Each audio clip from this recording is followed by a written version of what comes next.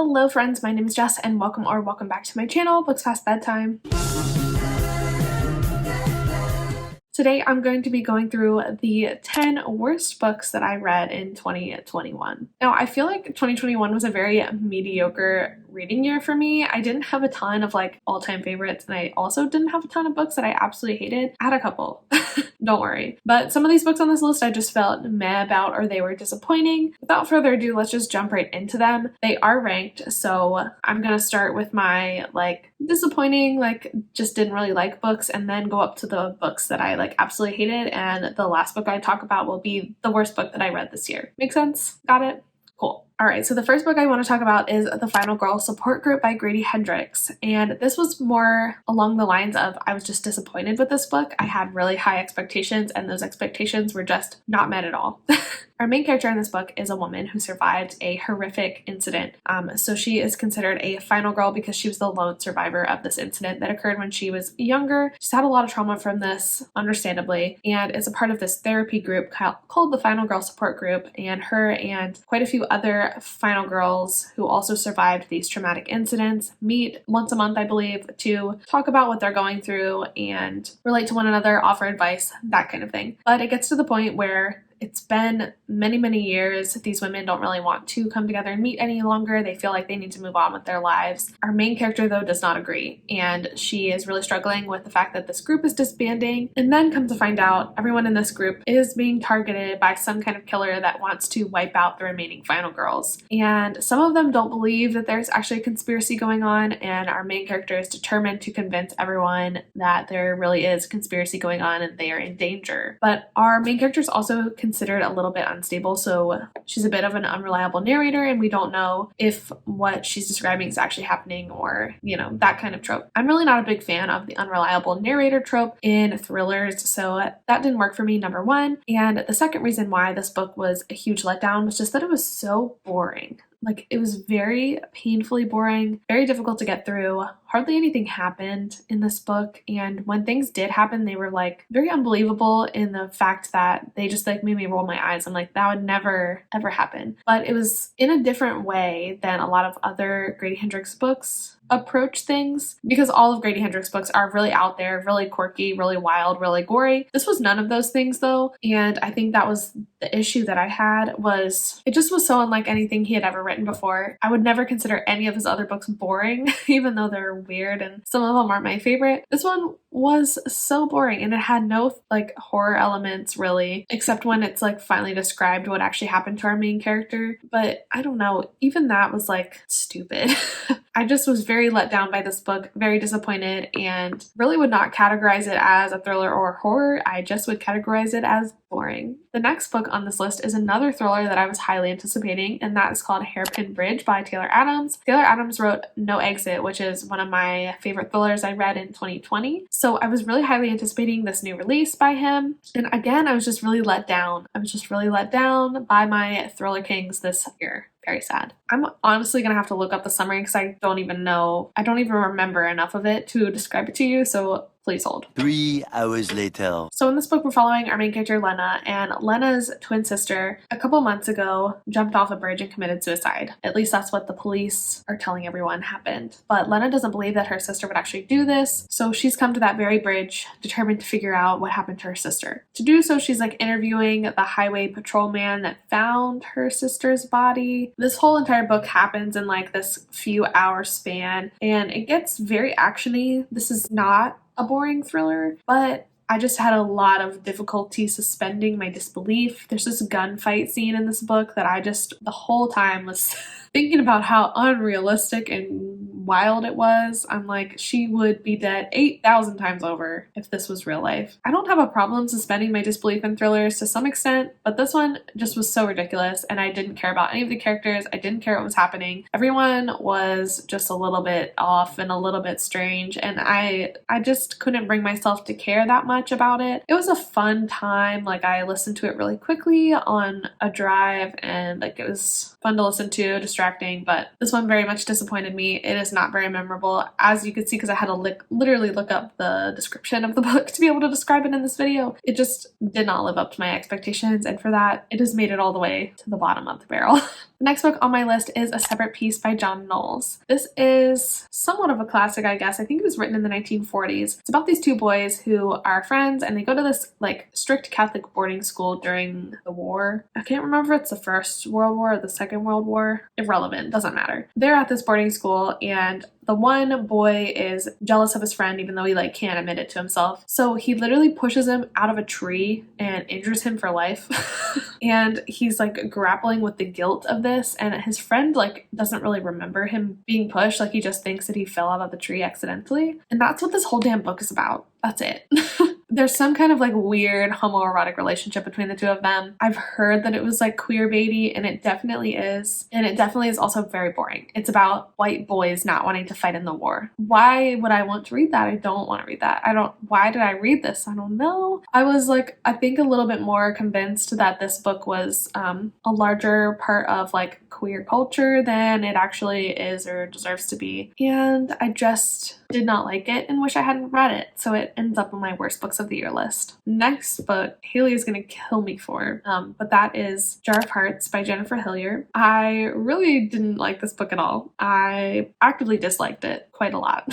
Basically, in this book, we're following this woman. She is very successful until her world comes crashing down because the police have finally figured out that she was involved in the murder of her best friend back when she was in high school. She goes to jail, and throughout this book, we're learning just how involved she was with the murder of her best friend and what exactly happened surrounding it. She has a lot of trauma involving it, understandably, and it was her and her like ex-high school boyfriend who committed this crime. So throughout this book, we're following her in jail for a while, and then she gets out of jail, and then we're like following her some more. That was my biggest issue with this book, was the pacing. I did not like the pacing at all. I hated it. It was so strange because the first half of this book takes place with her in jail, and things that she does in jail really have nothing to do with the greater arc of the story. But then when she gets out of jail, we're kind of like learning more about what's happening, and she also like meets up with her ex-boyfriend. There's like this weird, I don't want to like spoil the book if you want to read it.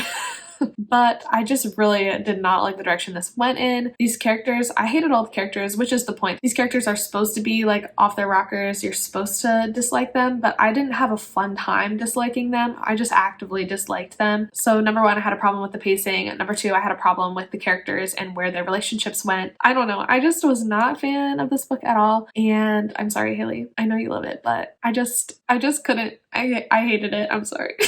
Next on this list is Darling by Kate Ingram, and this one makes me so sad because I love Kate Ingram's two other books, The Weight of the Stars and The Wicker King. So freaking good. So I was like shocked that this one made this list, but it really was one of the worst books I read in 2021. I'm sorry. This is a Peter Pan retelling following this girl. Of course, her name is Wendy Darling because we couldn't be creative at all. It's just literally a retelling of Peter Pan, but like in a thriller way. It's freaking weird. So anyway, Wendy is moving to this new town. She's in this new apartment, and Peter Pan comes into her room. She's like, "Who are you, you strange person?" And he's like, "You should come to a party with us." And she's like, "Okay, sure." So she sneaks out of her room and goes to a party with Peter Pan and his friend Tinkerbell. Her name's literally fucking Tinkerbell. In this book that's supposed to take place in modern day. Like, I'm like, oh, change your name. Like, you could call her Tink, like something else. But they literally called her Tinkerbell all the time. Anyway. So they go to this party, and it turns out that, I'm going to spoil this book too, sorry, spoilers. It turns out Peter Pan kidnaps young boys, and as soon as they turn 18, he kicks them out of the family, and if they refuse to leave and move town, he kills them. So Wendy is like stuck with these people, and she's like, how the hell do I escape? And so we're following her like this whole night when she's trying to escape from them. And then there's this weird scene where they go to this bar and they meet this cop, and he's like supposed to be like the crocodile in Peter Pan. It was a wild ride. It was a wild ride that I wanted to get off the entire time. So needless to say, I would not recommend this book. It was very strange. A huge like bastardization of Peter Pan, because I do love that story. It's one of my favorite Disney stories. I'm not totally sure what the thought process was behind this book, but I was not on the same page. Not on the same page at all. The next book on this list is The Lost Ones by Sheena Kamal. I'm kind of sad about this one because I did like the first 50% of it, but then this book just went off the fucking rails. In this story, we're following our main character. She is trying to live a low profile, but she used to do like manhunt tracking kind of things, like when people go missing, like she would be able to find them, but she just has this like boring office job, lives in their basement. I don't know. But then one day she's contacted by these people and they're like, can you help us find our daughter? And she's like, no, why would I do that? But it turns out that this missing daughter is their adoptive daughter, and it's actually our main character's biological daughter. So she tells them no, but then she like is going to track down her real daughter and like find her because she's been kidnapped by this like evil corporation person. I don't know. So the setup for this book is cool, and we're following our main character trying to track down her daughter, all well and good, but then it just gets nuts.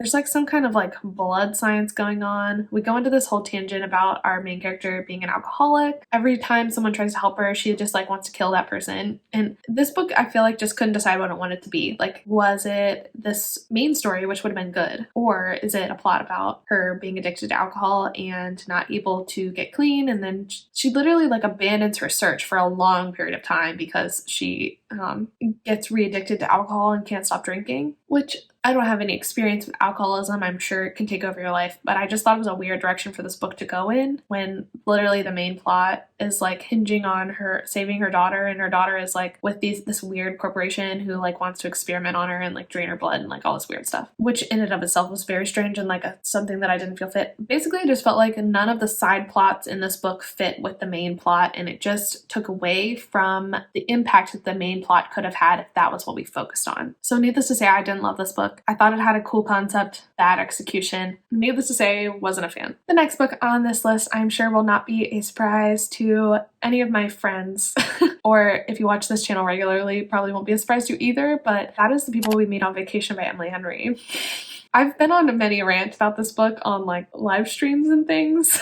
This is a very unpopular opinion, but I hated this book with my entire being. In this story, we're following our main character who is some kind of travel writer, I believe, and her best friend used to go on a trip together every summer. They were secretly pining over each other and in love with each other the whole time. But of course, they never said anything to each other because why would they do that? Why would they communicate? Like it's not part of a healthy relationship or something.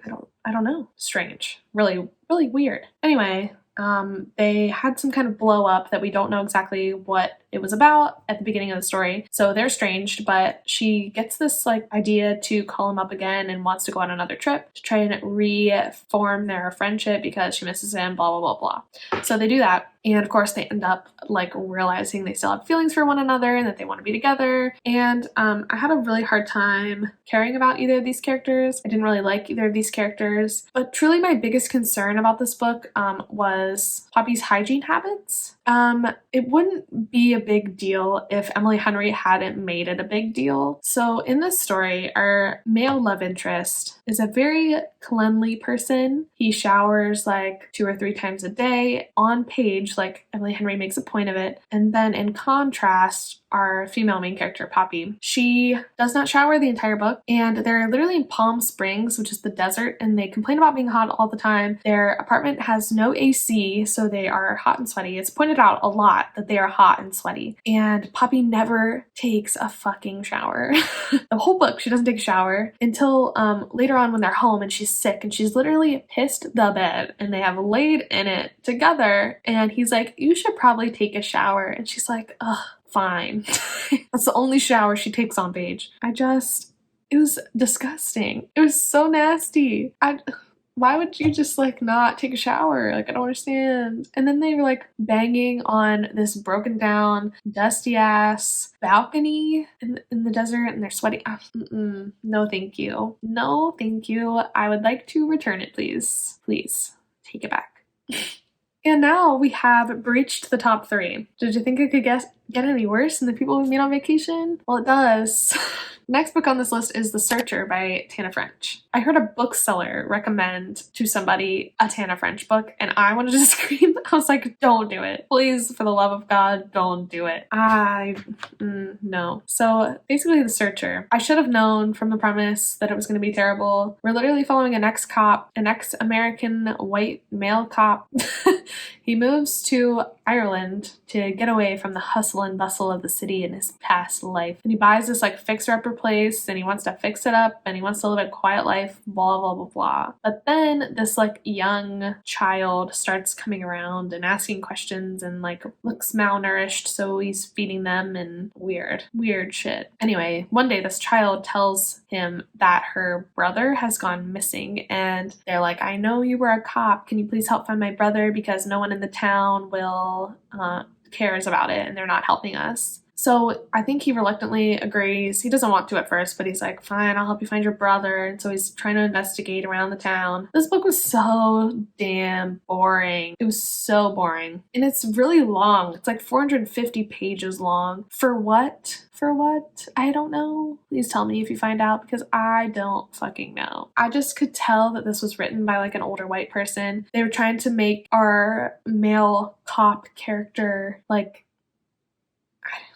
I don't even know how to explain it, but they were like trying to check their privilege in a very like way that makes it just even more obvious that you're a white privileged person that doesn't know what they're talking about. So I had lots of issues with this book, but honestly its biggest crime is that it was just too fucking long and very boring. Very, very boring. Would not recommend.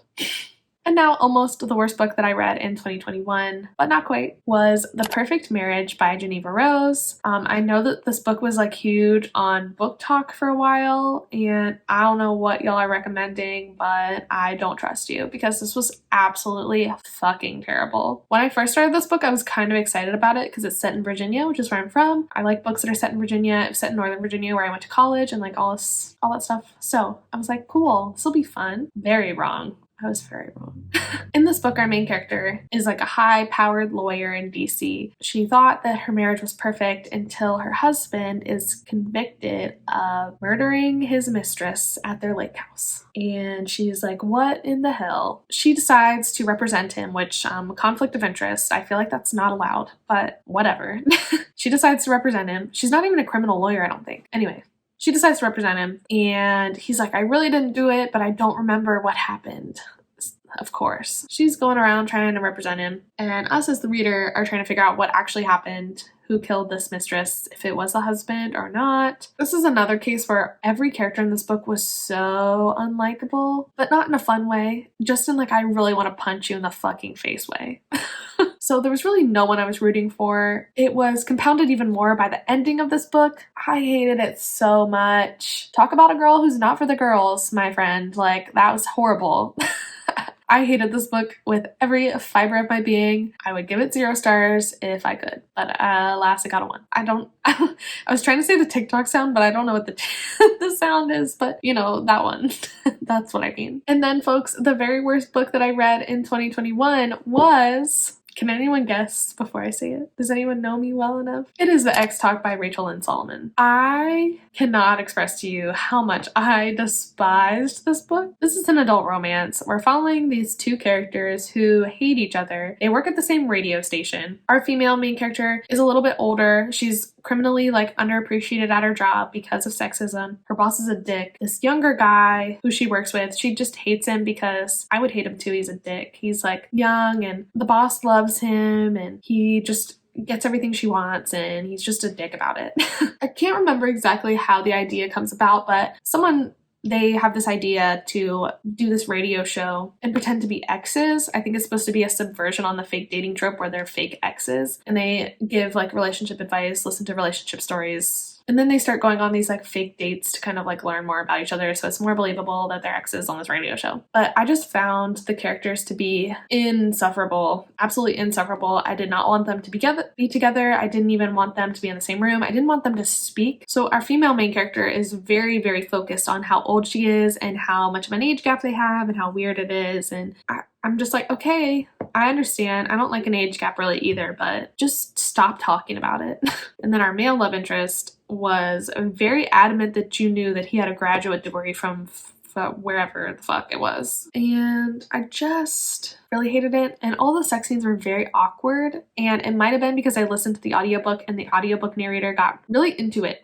She was like panting and things. Oh my, I'm like, is this allowed to be on Audible? I don't know.